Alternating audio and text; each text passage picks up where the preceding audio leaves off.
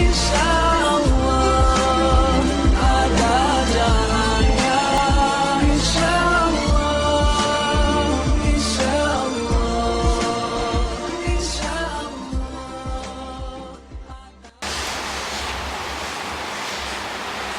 Assalamualaikum warahmatullahi wabarakatuh. Alhamdulillah, wassalatu wassalam ala sayyidina Rasulillah Muhammad ibn Abdullah wa ala alihi wa sahbihi wa man wala. La hawla wa la quwwata illa billah. Bismillahi ma sya'allah, la yasuqul khair illallah. Bismillahi ma sya'allah, la yasrifu su'a illallah. Bismillahi ma sya'allah, ma kana min ni'matin fa min Allah. Bismillahi ma sya'allah, la hawla wa la quwwata illa billah. Rabbi ishrah li sadri wa yassir li amri wahlul 'uqdatam min lisani yafqahu qawli. Ikuti setelah saya. Astaghfirullahaladzim. Astaghfirullahaladzim. Alladzi la ilaha illa huwal hayyul qayyum wa atubu ilaih min kulli zambin azim wa min jami'i ma'asi wal khataya sirran wa jahran zahiran wa batinan qawlan wa fi'lan sam'an wa basaran taubatan nasuha. La ilaha illallah. La ilaha illallah. La ilaha illallah. Muhammadur Rasulullah sallallahu alaihi wa alihi wasallam. Kalimatu haqqin 'alaiha nahya wa 'alaiha namut wa 'alaiha insyaallah ta'ala minal aminin. Amin ya rabbal. Bersyukur, alhamdulillah, marilah senantiasa kita panjatkan kehadirat Allah Subhanahu wa taala, yang mana di pagi yang berbahagia ini Allah pilih kita. Allah tempatkan kita berada di tempat yang insya Allah mulia, dan mudah-mudahan siapa yang berada di tempat yang mulia pasti dia pun akan ikut menjadi mulia, dimuliakan oleh Allah Subhanahu wa taala. Mudah-mudahan kita berharap kepada Allah Subhanahu wa taala, yang mana pada kesempatan yang berbahagia ini kita masih diberikan kesempatan oleh Allah Subhanahu wa taala, masih diberikan umur yang panjang, alhamdulillah, masih diberikan sehat wal afiat, alhamdulillah, masih diberikan hidayah wa taufik, yang mana hidayah ini amatlah sangat mahal. Hidayah Allah telah berikan kepada kita, dan bisa kita tengok mereka-mereka yang hidup di zaman Nabi SAW, mereka memandang wajah Rasulullah, mereka selalu duduk bersama Rasulullah, mereka menyaksikan dan melihat kebesaran Allah melalui Nabi Muhammad SAW. Tetapi dan sangat aneh, mereka tidak beriman kepada Rasulullah SAW. Mereka melihat jelas, mereka melihat Nabi membelah bulan, mereka melihat di jarinya Rasulullah mengeluarkan air, mereka sendiri yang memberikan tapi hidayah amatlah sangat mahal. Mereka belum masuk Islam, bahkan mereka memusuhi Nabi Muhammad sallallahu alaihi wasallam. Tapi alhamdulillah Allah jadikan kita pada pagi yang berbahagia ini dalam keadaan hidayah wa taufik. Mudah-mudahan selalu kita dapatkan dari Allah Subhanahu wa taala. Amin ya rabbal. Dan nikmat-nikmat yang paling terbesar dari segala nikmat adalah nikmat kita dijadikan sebagai umat Nabi Muhammad sallallahu alaihi wa alihi wasallam. Umat yang amatlah spesial, umat yang dimanja, umat yang beribadah sedikit tapi pahalanya sangat amatlah banyak. Berbeda dengan umat-umat terdahulu.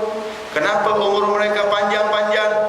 Ada yang 300 tahun hidupnya mereka, ada yang 800 tahun, ada yang 600 tahun, ada juga yang 1000 tahun. Semua umat-umat terdahulu umurnya panjang. Tapi umat Nabi Muhammad antara 60-63. Selepas dari itu adalah bonus dari Allah Subhanahu wa ta'ala. Tapi umur yang singkat bisa menandingi daripada umur-umur yang panjang yang dilewati oleh umat-umat terdahulu. Maka beruntunglah kita, alhamdulillah, dilahir dijadikan sebagai umat Nabi Muhammad sallallahu alaihi wa alihi wasallam. Ma'asyiral muslimin wal muslimat rahimakumullah. Dalam kesempatan pagi yang berbahagia ini, marilah senantiasa kita mengingatkan diri kita untuk selalu takut kepada Allah Subhanahu wa taala. Marilah kita senantiasa mengingatkan diri kita untuk selalu menjadi orang-orang yang dekat kepada Allah Subhanahu wa taala dan orang-orang yang selalu menghidupkan daripada sunnah Nabi kita, Nabi besar Muhammad sallallahu alaihi wa alihi wasallam. Dalam kesempatan yang berbahagia ini akan saya bawakan satu hadis yang mudah-mudahan dengan hadis yang singkat ini kita bisa mengamalkannya, mengikuti petunjuk langsung dari junjungan kita yang agung, yang diagungkan oleh yang maha agung, Nabi Muhammad sallallahu alaihi wa alihi wasallam. Sebelumnya mari kita meningkatkan hati ini untuk selalu cinta kepada Nabi Muhammad dengan kita bersolawat kepada Nabi Muhammad sallallahu alaihi wasallam. Ya Rabbi bil Mustafa balligh maqasidana waghfir lana ma madha ya wasi'al karamin. Semua ya Rabbi bil Mustafa balligh maqasidana waghfir lana ma madha Muhammadun sayyidul kaunaini wa thaqalain wal fariqain min arbin wa min ajami. Ya Rabbi bil Mustafa balligh maqasidana waghfir lana ma madha nabiyuna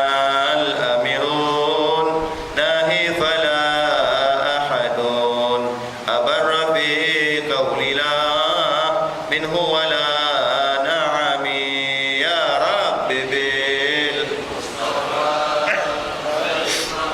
بالسدنا واغفر لنا يا رب يا واسع هو الحبيب الذي ترجى شفاعته لكل هول من الأهوال مقتحم.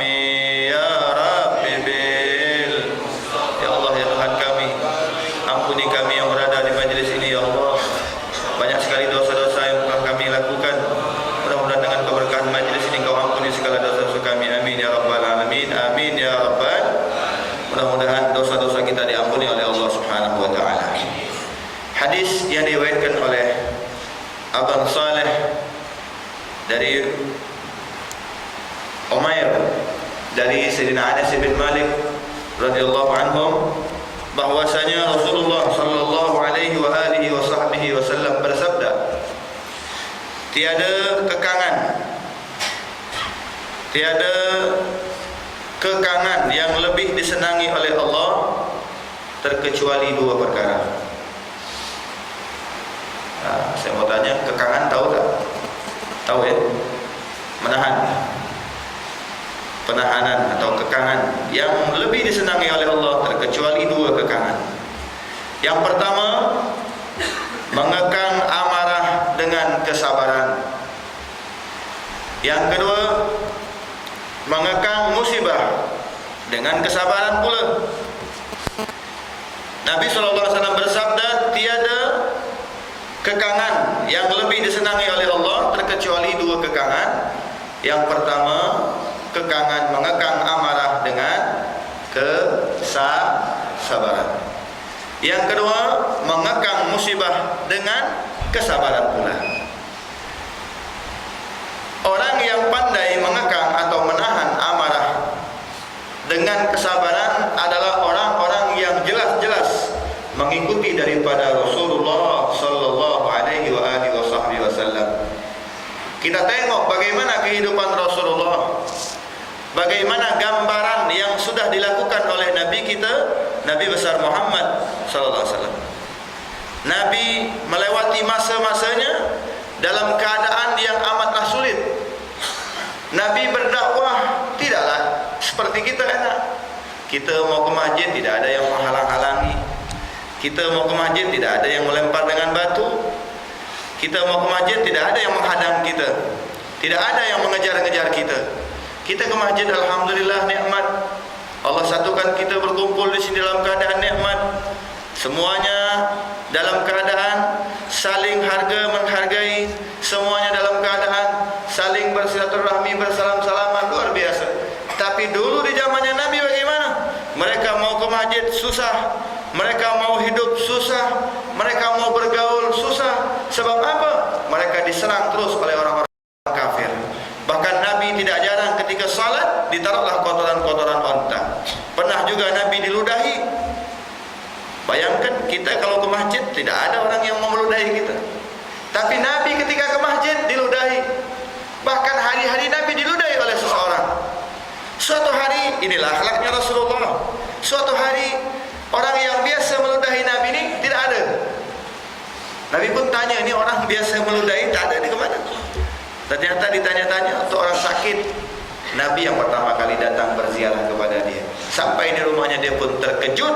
Ya Muhammad, engkau orang yang setiap hari aku hina dengan ludahku. Kau yang pertama kali datang sebelum keluarga-keluarga aku saat aku sakit. Maka orang inilah langsung memeluk agama Islam. Kenapa?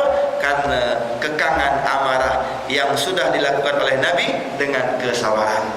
Sabar itu luar biasa. Berapa banyak orang-orang sukses karena dia sabar. Amarah ini adalah bersumber daripada syaitan, iblis sebagai musuhnya Allah Subhanahu wa taala. Kita tengok bagaimana ketika para sahabat pulang dalam satu peperangan Badar. Perang Badar adalah perang yang sangat besar yang pernah dilewati oleh umat Islam. Kenapa dikatakan besar? Umat Islam banyak yang meninggal dunia syahid. Perang yang terbesar terjadi di bulan suci Ramadan, perang Badar. Balik dari perang Badar, sahabat berkumpul, mereka membicarakan tentang perang Badar. Alangkah besarnya perang Badar. Kenapa? Banyak sekali umat Islam yang meninggal dunia. Maka lewat Nabi kita, Nabi besar Muhammad sallallahu alaihi wasallam, apa kata Nabi? Apa yang kalian katakan itu memang benar. Perang ini perang yang amat besar, tapi ada lagi perang yang lebih besar daripada perang Badar. Sahabat terkejut, ya Rasulullah, terjadi perang Hunain, perang Khandaq, perang-perang yang lain, dan di antara semua perang paling besar adalah perang Badar. Apakah masih ada perang yang lebih besar daripada perang Badar? Ada, kata Nabi. Perang apa? Perang melawan hawa nafsu. Perang melawan amarah. Hawa nafsu yang selalu mengajak kita untuk selalu melakukan yang namanya kejahatan.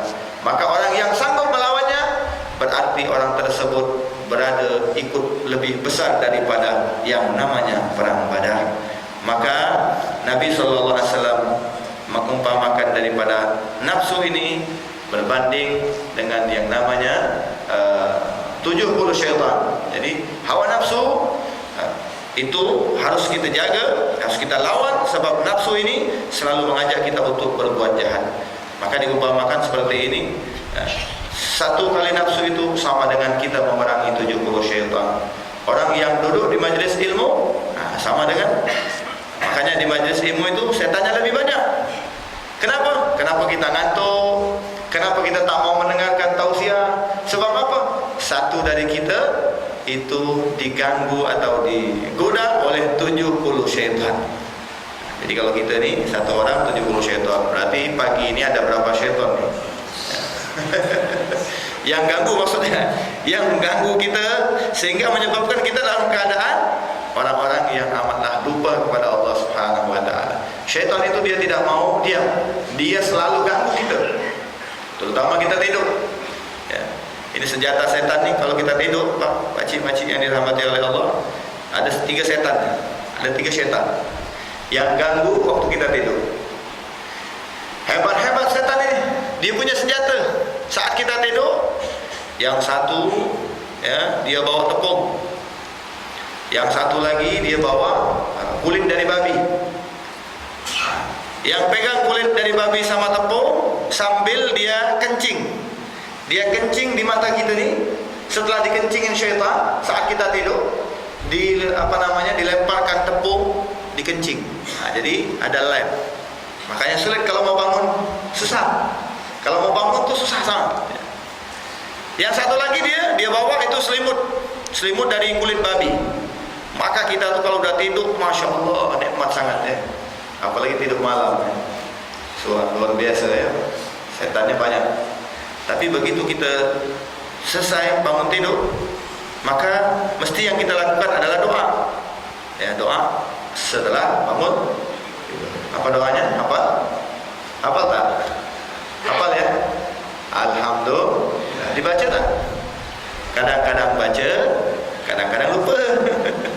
Alhamdulillahilladzi ahyana amatana. Kalau kita baca nih, kita baca doa tersebut habis bangun tidur, maka lari setan. Tapi bukan semua, baru 1 setan lari, masih ada 2.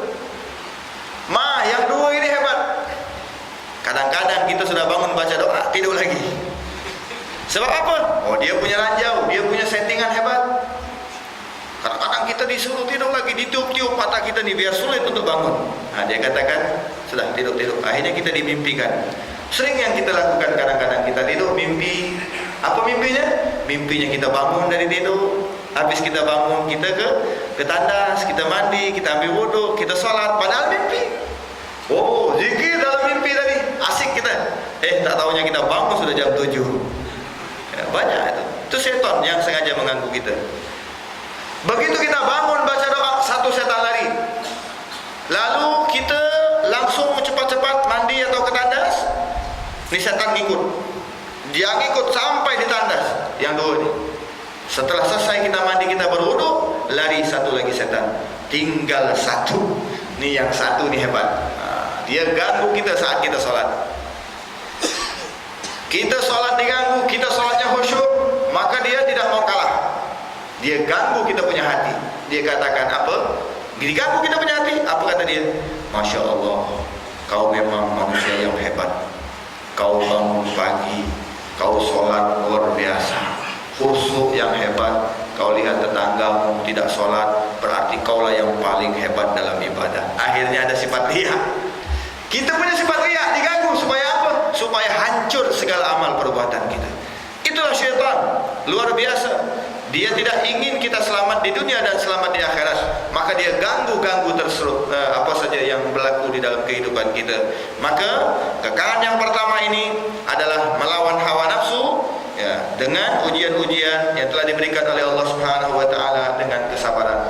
Amarah yang datang mesti kita sabar, sebab kita tengok tiada yang lebih besar dari apa yang sudah dilewati oleh Nabi kita, Nabi besar Muhammad sallallahu alaihi wasallam. Kita baru lewat begitu saja, kita tengok Nabi Muhammad luar biasa. Nabi Muhammad melewati masa-masa yang amat sulit. Beliau masuk ke kota Taif, bukan diterima tapi dilempar dengan batu. Masya Allah, sampai malaikat marah. Yang marah malaikat, enggak senang dengan melihat keadaan ini. Kalau Nabi tidak bisa mengekang nafsunya, maka mungkin kita ini tidak ada. Sebab apa? Ketika itu malaikat menawarkan, ya Rasulullah, bolehkah gunung ini kami balikkan sehingga mereka-mereka yang melempar dengan batu ini akan musnah? Oh jangan, kata Nabi. Aku diutus ke muka bumi ini bukan untuk memberikan laknat, tetapi aku diutus ke muka bumi ini untuk memberikan rahmat. Wa ma arsalnaka illa rahmatan lil alamin. Itulah akhlaknya Rasulullah. Bahkan Nabi berdoa. Nabi waktu dilempar batu, diarak-arak dengan batu, akhirnya Nabi terduduk, di belakangnya tuh ada batu. Batu saja bisa merasakan bagaimana sedihnya Rasulullah, sehingga batu tersebut menjadi lembut, membentuk jasadnya Rasulullah sallallahu alaihi wasallam. Masih ada batu itu ya, di kota Mekah, tapi tak tahu sudah di mana lagi itu, disimpan orang tak tahu. Masih ada batunya. Saya punya guru mengatakan dia pernah melihat bahwasanya masih ada batu bekas daripada belakang jasadnya Rasulullah sallallahu alaihi wasallam. Tapi di mana letaknya kita tak tahu. Sudah hilang ya. Sudah hilang semua kalau sudah di Mekah. Masya Allah. Ini menyatakan bahwasanya batu saja mengetahui bagaimana kesedihannya Rasulullah SAW, masa yang dilewati oleh Nabi. Tapi di situ Nabi tidak langsung marah. Bahkan Nabi berdoa, Allahumma hdi qaumin fa innahum la ya'lamun. Ya Allah, berikanlah hidayah bagi kaumku. Kenapa? Karena mereka tidak tahu. Bahkan Nabi mengatakan, kalian mengatakan kepada malaikat, ya mungkin dia tidak beriman kepada Allah, siapa tahu anak keturunan mereka yang nantinya akan beriman kepada Allah Subhanahu wa ta'ala. Yang kedua, mengekang musibah dengan kesabaran. Musibah pasti datang. Semua kita pasti melewati yang namanya musibah. Tapi ingat, tiada musibah yang lebih besar menimpa umat Islam setelah wafatnya Rasulullah sallallahu alaihi wasallam. Ingat, begitu datang musibah, kembalikan semuanya kepada Allah. Apa saja yang berlaku terserah Allah. Kita hidup ini miliknya Allah. Allah berikan jabatan, Allah berikan kekayaan, Allah berikan kesehatan. Pada saat Allah mau ambil, terserah Allah. Manusia boleh berencana, tapi yang menentukan rencana adalah Allah Subhanahu wa ta'ala. Kita tidak ingin kemalangan, kita tidak ingin yang namanya musibah, tapi ternyata di balik musibah ada sesuatu yang lebih baik. Allah Subhanahu wa ta'ala berfirman di dalam Al-Quran, asa an takrahu syai'an fa huwa khairul lakum. Ada kalanya sesuatu yang kalian tidak senang, kalian tidak suka, kalian tidak mau dengan sesuatu ini, fa huwa khairul lakum, tapi itu baik untuk kalian. Kita kadang-kadang diuji oleh Allah, mesti kudu sabar. Kita mesti sabar. Sebab apa? Serahkan semuanya kepada Allah. Ingat, ujian yang kita lewati tidak sebanding dengan ujian yang telah dilewati oleh Nabi Muhammad sallallahu alaihi wasallam. Ujian yang kita lewati tidak sebanding dengan ujian yang dilewati oleh sahabat-sahabat Nabi Muhammad sallallahu alaihi wasallam. Kita lihat Zinnirah bagaimana kesulitannya. Kita lihat yang lain-lainnya. Zinnirah seorang wanita, matanya ditusuk dengan besi yang panas supaya keluar dari agama Islam. Dia tetap bertahan. Orang kafir yang amat kejam tersebut, dia mengambil daripada besi, dibakar dengan api. Setelah besi tersebut panas, dia tawarkan kepada Zinnirah, daripada perempuan sahabat Nabi yang perempuan, dia katakan, ya Zinnirah, keluar dari Islam, maka kau selamat. Tapi kalau kau tetap memeluk agama Islam, maka besi yang panas ini akan menusuk kepada kedua matamu. Maka dia lebih memilih untuk menjadi agama Islam. Dia korbankan matanya ditusuk, hancur matanya Zinnirah. Luar biasa. Kenapa? Karena keimanannya amatlah luar biasa. Bagi dia musibah biasa. Yang penting dia bisa menyenangkan Nabi Muhammad sallallahu alaihi wasallam. Itulah para sahabat Nabi. Hidup mereka, hari-hari mereka, yang ada di pikiran mereka bagaimana caranya Rasulullah senang. Mereka berlomba-lomba, mereka mencari sesuatu yang membuat Nabi senang. Dengan cara apa saja mereka lakukan, yang penting Rasulullah dalam keadaan senang. Lalu bagaimana dengan kita? Pernahkah kita berlomba-lomba mencari sesuatu yang membuat Nabi SAW dalam keadaan senang? Kita berapa banyak kita tinggalkan daripada sunnah Nabi? Alhamdulillah, pada pagi ini, Alhamdulillah, Masjid Ar-Rahmah setelah subuhnya lebih dari 3 saf. Alhamdulillah. Saya berharap mudah-mudahan ke depan seperti ini. Saya minta mudah-mudahan seterusnya nambah-nambah. Tidak seperti masjid-masjid yang lain yang pernah saya jumpai, salat subuhnya luar biasa sampai 10 saf. Oh, Masya Allah. Pas saya tengok 10 saf, 1 saf 1 orang. Ini musibah yang menimpa umat Islam. Mereka luar biasa. Mereka menjadi orang-orang yang lalai kepada Allah Subhanahu wa taala, padahal salat berjamaah di masjid adalah anjuran yang amatlah dianjurkan oleh Nabi kita, Nabi besar Muhammad. Bahkan pernah dikatakan ketika para sahabat, sahabat ini salat berjamaah. Habis salat berjamaah, sallallahu ala Muhammad, sallallahu semua lam, sallallahu ala Muhammad, sallallahu alaihi wasallam. Selesai salam-salam, satu dari kalangan mereka mengatakan kata sahabat, ayo habis ini kita takziah. Yang lain bingung, terkejut. Siapa yang meninggal dunia? Fulan bin Fulan. Setahu dia ada. Bila dia meninggal dunia? Sekarang. Kenapa? Dia sudah meninggalkan satu sunnah salat berjamaah, dianggap meninggal dunia. Subhan. Kita berapa kali kita tinggalkan salat berjamaah? Berarti kalau sekali kita meninggalkan daripada salat berjamaah, berarti kita sudah meninggal dunia. Na'udzubillah, thumma na'udzubillah min dzalik. Jadi dua kekangan yang kedua ini adalah menahan mengekang musibah dengan kesabaran. Jadi musibah datang, biarkan sudah. Terserah Allah. Allah yang maha segala-galanya. Ingat, kita tak tahu kehidupan ke depan. Yang kita tengok sekarang saja. Besok belum tentu. Hari ini mungkin kita sakit, misal. Hari ini sakit, sudah terima. Dan berjuang, berdoa, berikhtiar. Jangan diberi sakit, diam saja di rumah. Mati kita meninggal dunia. Mesti ada yang namanya kita belajar. Datang ke dokter, minta obat dan lain sebagainya. Setelah berobat, berdoa, minta kesehatan. Sama seperti kita, rezeki juga sama. Kita hari ini tidak dapat rezeki, tak apa-apa. Tapi terus berdoa. Meminta kepada Allah mendapatkan rezeki yang luas, yang halal. Wasi'an midrar, luas dan terus menerus. Minta.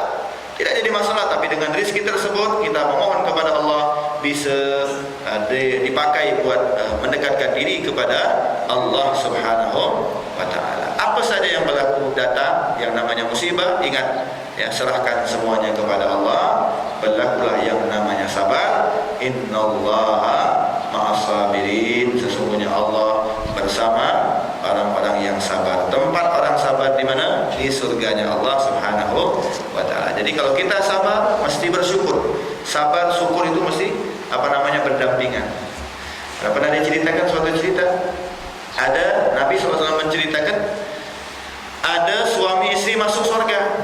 Padahal mereka ini bukan orang yang pandai dalam beramal, tapi mereka berdua suami istri ini dia punya satu amal yang hebat, yaitu yang satu pandai bersyukur, yang satu lagi sabar.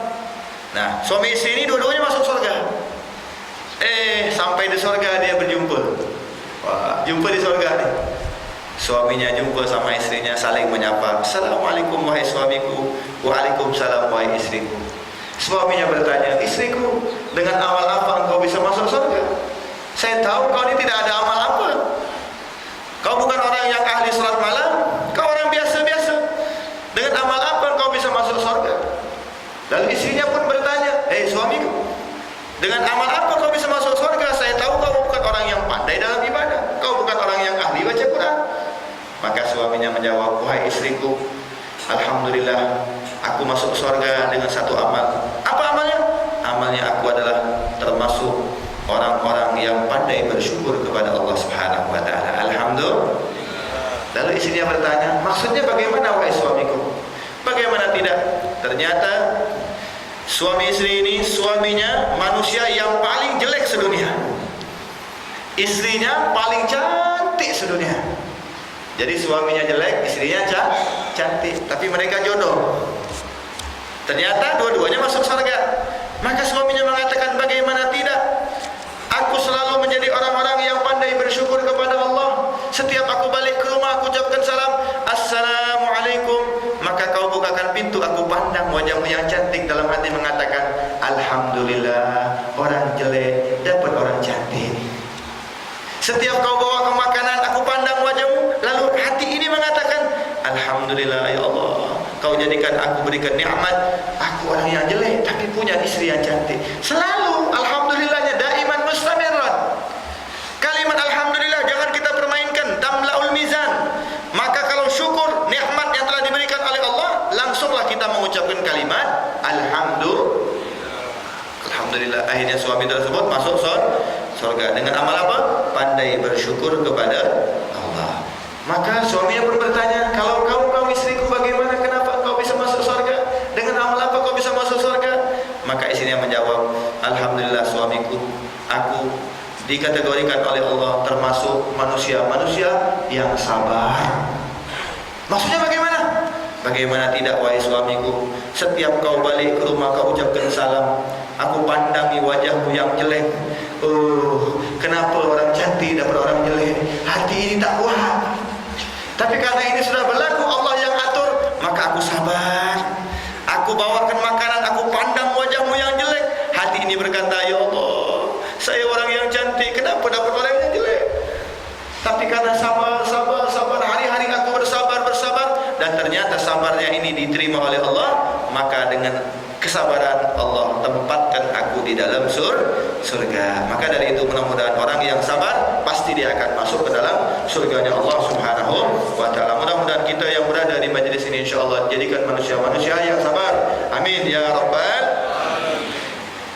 Lanjutan dari hadisnya Rasulullah SAW, tiada tetesan yang lebih disenangi oleh Allah terkecuali dua tetesan. Tetesan itu yang jatuh, air yang jatuh. Tetesan yang disenangi oleh Allah tiada dua tetesan yang lebih disenangi oleh Allah terkecuali dengan dua tetesan. Yang pertama, tetesan darah karena perang fi sabilillah. Tetesan darah ketika perang fi sabilillah. Loh, sekarang kita zaman akhir zaman tidak ada yang namanya perang. Lalu bagaimana caranya? Oh, jangan khawatir. Ada satu orang pemuda ketika dia ingin ikut bersama Nabi dalam ikut perang bersama Nabi, maka Nabi mengatakan, apakah dia masih punya orang tua? Masih. Ya udah, biarkan dia berbuat baik kepada orang tuanya. Sebab apa? Orang yang berbakti kepada kedua orang tua sama dengan dia jihad fisabilillah.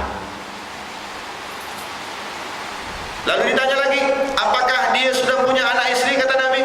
Maka sahabat menjawab, belum ya Rasulullah. Andai kata dia punya anak dan istri, dia mencari nafkah, mencari harta, mencari rezeki, keluar dari rumahnya untuk anak istrinya, maka yang dia lakukan adalah sama dengan jihad fisabilillah. Kalau misalkan dia tidak punya istri, tidak punya anak, dia masih bujang, ya, belum nikah, lalu dia mencari nafkah untuk dirinya sendiri, itu pahalanya sama dengan dia jihad fisabilillah. Tapi kata Nabi, kalau dia cari harta, dia cari jabatan hanya untuk dipuji-puji saja, maka dia masuk ke dalam ranjau-ranjaunya syaitan. Wal'iyadzubillahi ta'ala. Ini menandakan jihad fisabilillah bukan perang saja, banyak. Di antaranya kita sholat berjamaah di sini, sholat subuh sama dengan jihad fisabilillah. Sebab apa? Orang yang menghidupkan sunnah Nabi Muhammad sallallahu alaihi wasallam adalah orang yang sama dengan dia berjihad fisabilillah. Maka hidupkan sunnah-sunnah Nabi Muhammad dalam kehidupan kita, insya-Allah kita sama dengan mereka-mereka sahabat Nabi yang ikut perang bersama Nabi Muhammad sallallahu alaihi wasallam. Ingat, jihad bukan hanya perang, jihad adalah menjalankan perintah Allah, menghidupkan di antara sunnah-sunnah Nabi Muhammad SAW dalam semua perkara sunnah, mencari nafkah dan lain sebagainya, menjadi anak yang saleh dan salehah. Itu semuanya jihad fisabilillah, sama dengan kita meneteskan darah ikut perang bersama Nabi Muhammad sallallahu alaihi wasallam. Yang kedua, tetesan air mata ketika sujud di tengah malam. Tiada yang tahu terkecuali Allah Subhanahu wa taala. Tetesan yang disenangi oleh Allah yang kedua adalah tetesan air mata ketika sujud di tengah malam. Tiada yang tahu terkecuali Allah Subhanahu wa taala. Nah, mari kita belajar menangis, meneteskan air mata. Kita tengok Nabi Adam 300 tahun nangis sampai air matanya itu menjadi satu lembah.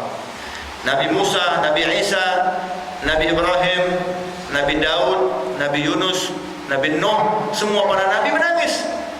Kenapa mereka menangis saat sendirian? Mereka menjadikan satu acara untuk menghadap Allah dalam keadaan ibadah dan menangis. Kita lihat para ulama kita salafun saleh. Sayyidina Abu Bakar yang paling banyak menangis. Sayyidina Umar sahabat yang gagah, yang hebat, tapi ternyata di bawah matanya Sayyidina Umar ada satu garis hitam. Kenapa? Saking banyaknya beliau menangis. Kalau sahabat-sahabat selalu menangis, Sayyidina Utsman menangis, Sayyidina Ali bin Abi Thalib, Hasan wal Husain, Al-Imam Ali Zainal Abidin, Al-Imam Ja'far Siddiq, Al-Imam Syafi'i dan para imam-imam lainnya, mereka selalu menangis. Padahal mereka orang besar, padahal mereka orang alim. Kalau kita apa? Kita belum ada titel, kita belum ada gelar, kita bukan orang yang saleh, kita bukan orang yang pandai dalam membaca Al-Quran beserta tafsirnya, kita bukan orang yang ahli di dalam ibadah, kita hanya manusia biasa saja. Bila kita menangis, takut kepada Allah Subhanahu wa Ta'ala, maka belajarlah kita menangis. Di waktu tidak ada orang yang melihat, saat mereka terlelap tidur, kita coba sekali-sekali kita menghadap kiblat, berdoa meminta kepada Allah sambil meneteskan air mata. Satu tetes air mata yang kita keluarkan karena kita takut kepada Allah, maka akan bermanfaat nanti di hari kiamat. Orang yang pernah menangis di dunia karena takut kepada Allah, nanti di hari kiamat dia tidak akan menangis. Mudah-mudahan kita termasuk orang-orang yang tidak akan menangis nanti di hari kiamat. Amin ya rabbal alamin. Sebab semua kita akan menangis, menyesal, sampai air mata yang nanti kita keluarkan di hari kiamat menenggelamkan jasad kita.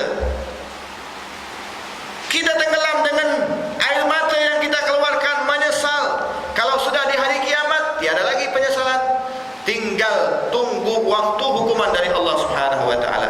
Tapi insya-Allah satu kali saja kita meneteskan air mata karena khauf, takut kepada Allah, maka insya-Allah inilah yang lebih disenangi oleh Allah Subhanahu wa Ta'ala. Belajar kita menangis, Pak. Malam-malam, jam 2 malam, jam 3 malam, saat orang tertidur kita bangun, istri tidur kita bangun, seorang. Tak usah biarkan istri tak tahu kita solat. Atau suami lagi tidur, ibu, makcik solat juga. Habis solat doa, teteskan air mata. Tak bisa paksa. Kita paksa. Tak bisa juga paksa terus. Tak bisa juga ke dapur, ambil bawang merah, tempelkan di mata ya, biar dia menangis. Belajar mengalir air mata, menangis, belajar menjadi orang-orang yang mencontoh Nabi kita, Nabi besar Muhammad sallallahu alaihi wasallam. Yang terakhir, hadis yang terakhir, tiada langkah yang disenangi oleh Allah terkecuali 2 langkah. Jadi ini serba 2 nih. Yes. Tiada langkah yang lebih disenangi oleh Allah terkecuali 2 langkah. Yang pertama, langkah menuju masjid, melakukan sholat berjamaah. Orang yang melangkahkan kakinya nih, kalau yang pakai motor bagaimana? Kalau pakai kereta, apa? Yang penting ada niat melangkah. Orang yang melangkah menuju ke masjid untuk sholat berjamaah, itu disenangi oleh Allah Subhanahu wa Ta'ala. Kalau ingin menjadi hamba yang disenangi oleh Allah, pandai-pandai kita melangkahkan kaki menuju ke masjid untuk sholat berjamaah. Maka pernah suatu hari ada sahabat Nabi, dia karena rumahnya jauh dari masjid, dia jauh rumahnya dari masjid. Jadi setiap dia kalau ke masjid, kalau dia agak terlambat, dia lari-lari supaya tidak tertinggal sholat berjamaah. Akhirnya dia dengar di samping masjid ada tanah yang mau dijual. Maka sahabat ini ingin beli tanah supaya dia lebih dekat kepada masjid. Maka Nabi memanggil sahabat tersebut, kenapa engkau mau beli tanah rumah samping masjid, kenapa? Supaya aku dekat dengan masjid ya Rasulullah. Apa kata Nabi? Kau adalah termasuk orang-orang yang menghilangkan hadiah dari Allah. Bingung sahabat. Selama ini saya dapat hadiah ya Rasulullah. Dapat apa? Kau jauh dari rumahmu dari masjid, sebanyak kau melangkahkan kaki ke masjid, sebanyak itu pula pahala yang sudah diberikan oleh Allah Subhanahu wa Ta'ala. Tapi bila kau pindah, berarti kau hilangkan pahala yang sudah diberikan oleh Allah. Tak jadi sahabat tadi. Tak jadi dia beli tanah, biarkan rumahnya jauh. Yang penting semakin dia banyak melangkah, semakin banyak pula dia mendapat pahala. Maka sahabat yang rumahnya di samping masjid bingung, saya juga mau dapat hadiah. Akhirnya dia kalau ke masjid, tidak langsung ke masjid, dia tawaf dulu.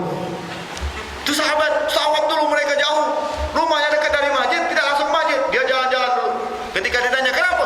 semakin saya banyak melangkah, semakin banyak pula pahala dari Allah Subhanahu wa taala. Nah, nanti bila bawa kereta, parkir situ jangan langsung masuk masjid. Keluar dulu ya. Sebentar dulu biar makin banyak kita dapat pahala dari Allah Subhanahu wa taala. Amin ya rabbal. Nah, langkah yang kedua, yaitu langkah yang disenangi oleh Allah adalah bersilaturahmi, menyambung ikatan saudara. Langkahkan kaki kita menuju ke rumah saudara, sama-sama bersilaturahmi, sambungkan. Awas, jangan kita putuskan silaturahmi. La yadkhulul jannah gati', tidak akan masuk surga orang-orang yang memutuskan tali silaturahmi. Orang yang menyambung, maka dia akan mendapat rahmat daripada Allah. Kalau kita sudah salam-salaman, makanya penting kita salat berjamaah, sebab ini sama nih. Dengan berjamaah kita ada salam-salaman, bersambung silaturahmi. Yang tadinya lupa jadi ingat, yang tadinya jarang jumpa jadi sering jumpa, saling sapa menyapa, saling mengucapkan salam. Masya Allah, silaturahmi luar biasa. Maka datangilah kawan-kawan kita. Kita pun sama, terima tamu. Jangan terima tamu pilih-pilih. Kalau tamunya bawa manfaat, diservis. Tapi kalau tamunya tidak bawa manfaat, wajahnya mukanya asam. Nah, ini kita hati-hati nih. Kita kalau kadang pilih-pilih sama tamu, ingat, masuk tamu, Masya Allah, idza dakhala dayf dakhala birizqih. Kalau masuk tamu, masuk juga rezeki.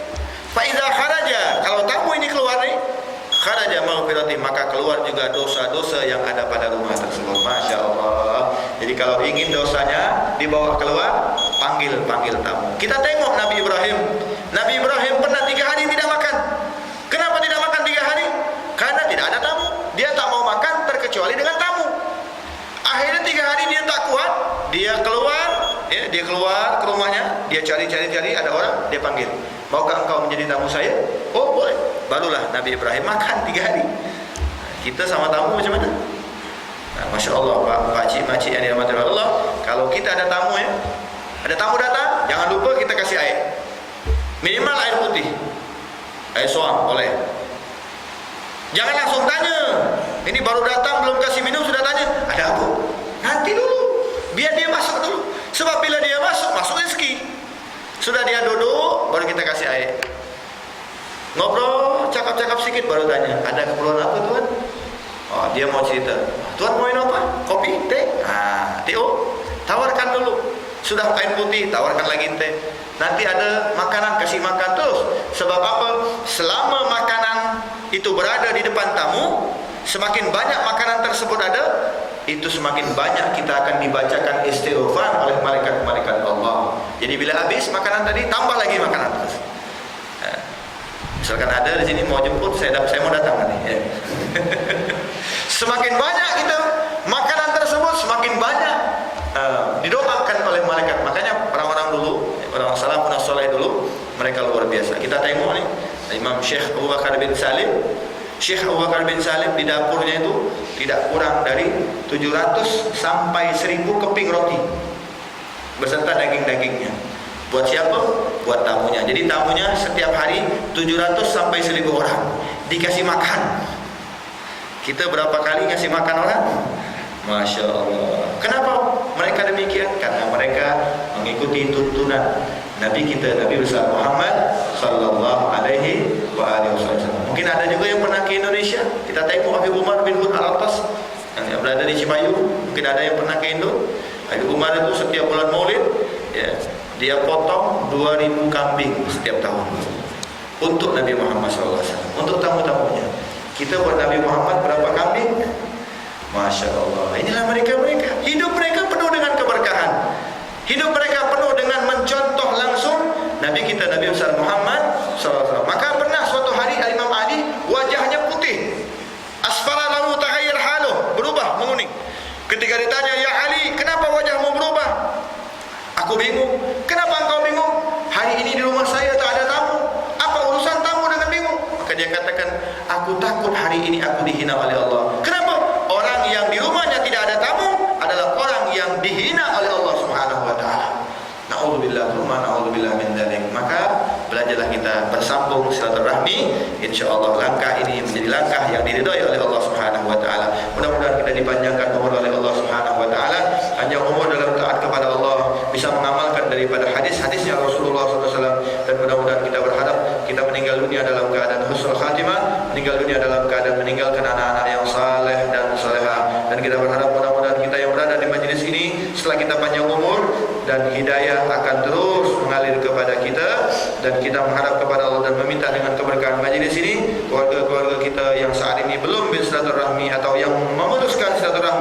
kita meminta kepada Allah, mudah-mudahan Allah bukakan hati mereka untuk menyambung silaturahmi menjadi orang-orang yang dirahmati oleh Allah Subhanahu wa taala.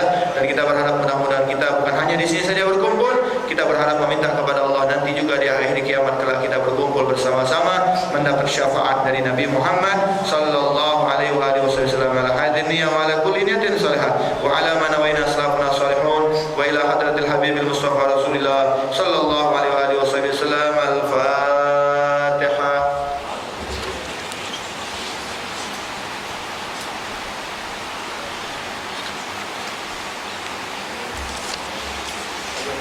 Siapa? Ishak bin Ishak bin Ishak bin Mahidin. Terus satu lagi? Tik Haji Saleh. Fatihah. Tahlil. Tahlil. Tahlil sikit. Qala Rasulullah sallallahu alaihi wasallam afdalu ma qultu ana wan nabiyuna min qabli la ilaha illallah.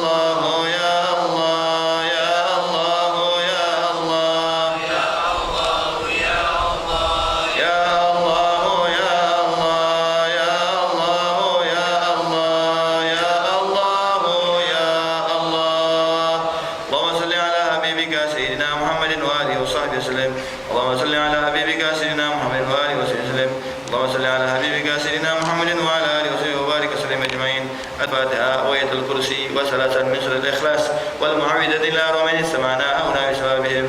Silakan di dalam hati menyebutkan nama-nama mereka-mereka yang sudah meninggal dunia. Summa ila ruh Rahman.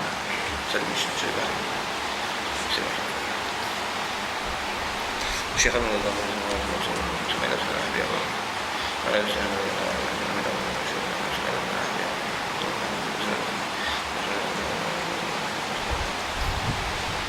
taqabbal.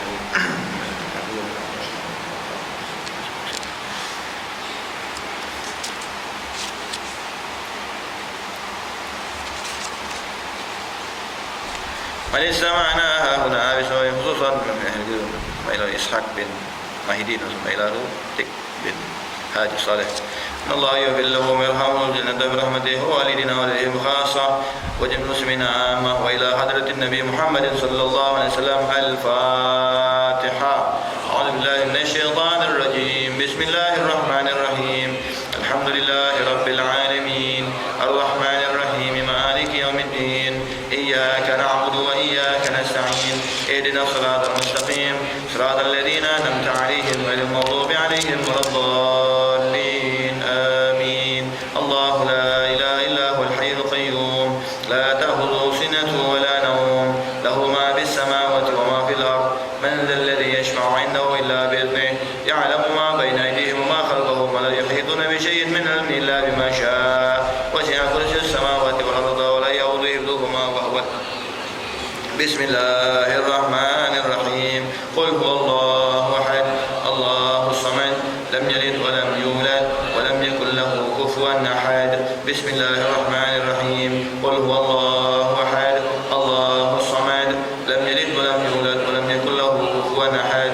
بسم الله الرحمن الرحيم. قل هو الله أحد الله الصمد لم يلد ولم يولد ولم يكن له كفوا أحد. بسم الله الرحمن الرحيم. قل أعوذ برب الفلق من شر ما خلق ومن شر غاسق إذا وقب ومن شر النفاثات في العقد ومن شر حاسد إذا حسد. بسم الله الرحمن الرحيم. قل أعوذ برب الناس مالك الناس إله الناس من شر الوسواس الخناس الذي يوسوس في صدور الناس من الجنة والناس. نسأل الله العظيم. بسم الله الرحمن الرحيم. الحمد لله رب العالمين. اللهم صل وسلم على سيدنا محمد وعلى آل سيدنا محمد وصلي وسلم على سيدنا محمد في الأولين وصلي وسلم على سيدنا محمد في الآخرين وصلي وسلم على سيدنا محمد في النبيين وصلي وسلم على سيدنا محمد في المرسلين وصلي وسلم على سيدنا محمد في كل وقت وحين وصلي وسلم على سيدنا محمد في الملأ الأعلى إلى يوم الدين وصلي وسلم على سيدنا محمد حتى ترث الأرض ومن عليها وأنت خير الوارثين. اللهم اجعل أوصي رزقك ما قرأنا من القرآن العظيم وما حللناه من لا إله إلا الله وما سبحان الله بحمده وما صلينا في هذا المسجد من هدية واصلة ورحمة ناظلة وبركة شاملة وصدقة متقبلة لقد حضرة سيدنا وحبيبنا وشفيعنا رسول الله محمد بن عبد الله صلى الله عليه وسلم وآله وأصحابه وذريته وأهل بيته أجمعين وسائر عباد الله الصالحين. ثم إلى الشيخ المهدي وأحمد بن عيسى وأبي عبد الله سلفك المقدم محمد بن علي بعلوي ولكن المقدم سليم مشاوي حضرنا مسكاب وجميع ساداتنا على أبي عالمين. ثم إلى روح من استمعنا هنا بسببهم أن الله يغفر لهم ويرحمهم ويسلم الجنة برحمته ووالدينا ووالديهم خاصة وجميع المسلمين عامة. أوصل لهم ثواب ذلك من إليهم. اللهم اجعلنا نصيحة لهم من اللهم فكنر لهم من النار ونجاة لهم من النار وعزكا وحجابا لهم من النار وبراءة لهم من العذاب. اللهم اغفر لهم وارحمهم وعافهم وارحمهم واجمعنا في بلاد كرامتكم وسكر رحمتك ومحل أوليائك مع الذين أنعمت عليهم من النبيين والصديقين والصالحين وحسن أولئك رفيقا. ذلك الفضل من الله وكفى بالله عليما. ربنا اغفر لنا وإخواننا الذين سبقونا بالإيمان ولا تجعل في قلوبنا غلا للذين آمنوا ربنا إنك رؤوف رحيم. ربنا آتنا في الدنيا حسنة وفي الآخرة حسنة وقنا عذاب النار وقنا عذاب النار وقنا عذاب النار. أدخلنا الجنة مع الأبرار يا عزيز يا غفار يا رب العالمين. صلى الله على سيدنا محمد وعلى آله وسلم بفضل سبحان ربك رب العزة عما يصفون وسلام على المرسلين والحمد لله رب العالمين. تقبل الله منكم منا ومنكم تقبل. Saja yang disampaikan mudah-mudahan bermanfaat. Apa yang disampaikan mudah-mudahan bisa manfaat di dunia dan akhirat. Amin ya rabbal. Dan sekali lagi saya mohon maaf apabila dalam penyampaian ada salah kata karena kami adalah manusia yang terlepas daripada salah dan dosa. Kepada Allah kami menampun. Dan jika perkataan tadi benar datangnya dari Allah Subhanahu. Alhamdulillah saya mengucapkan ribuan terima kasih. Saya sudah 2 kali. Ini yang ketiga saya datang. Alhamdulillah. Saya ucapkan ribuan terima kasih. Saya juga menjemput Pak Cik pakcik-pakcik sekalian untuk datang juga ke kuliah saya, majlis saya, khususnya pada Sabtu malam Ahad. Setiap awal bulan Sabtu malam Ahad, dimulai pada Isya jam 8 malam sampai selesai. Acaranya bertempat di Masjid Raya Agung Alun-Alun Kota Bandung, Indonesia. Saja akhirul kalam. Jadi maksudnya macam ni, kalau ke Bandung ya, Sabtunya silakan shopping, malamnya kuliah. Jadi dunia dapat, akhirat pun dapat, insya-Allah. Akhirul kalam, billahi taufiq wal hidayah. Wa lakum minkum jami'an. Assalamualaikum warahmatullahi wabarakatuh. Barakallah, barakallah, barakallah, barakallah, barakallahu lakum wa lana, barakallahu lakum wa lana. Allah barik lahuma, Allah أدم حبهما, الله صل وسلم على رسول الله. الله تب علينا, الله ارضى عنا, الله اهد خطانا على سنة نبينا. Let's raise our hands and make dua like the Prophet taught us, and with one voice let's all say